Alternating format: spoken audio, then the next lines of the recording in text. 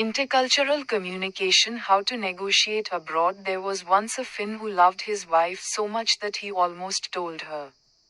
It's a joke, and yet not a joke. Because many Finns are indeed introverted, taciturn people. Anyone who has come into contact with other cultures knows that stereotypes and prejudices can't always be trusted. The Scots are frugal. The Swiss are punctual, the Finns are introverted, but that they do often contain a germ of truth. Or, to put it another way, you might say that while many clichés are true, the more you get to know a culture, the more black and white turns to gray. In order to get to grips with a culture, it is not enough to master the language.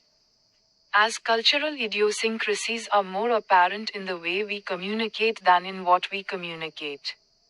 What is required is so-called intercultural communication. The term was coined by the Dutch social psychologist Geert Hofstede, while its most famous proponent is the British linguist Richard D. In his classic book When Cultures Collide, 2005, he defines three main cultural types: the linear active, the multi-active and the reactive. 1. The linear active, who include most of Western Europe and the USA, talk about as much as they listen. Have fairly restrained body language, are polite but direct, like to deal in facts, and place value on the written word. They don't do two things at once. 2. The multi-active, such as Mediterraneans or Saudi Arabians, are loquacious, gesticulate a lot, are emotional, juggle with facts, place value on the spoken word, and do many things at the same time. 3. The reactive, such as the Japanese, Chinese and Koreans, speak less and try to get their counterpart to speak first.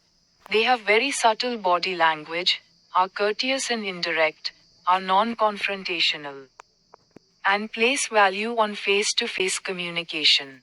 But, contrary to what our schematic categorization might suggest, there are no pure alignments, only spectrums. Indians, for example, are hybrid, they are both reactive and multi-active. Canada is on the borderline between linear active and reactive.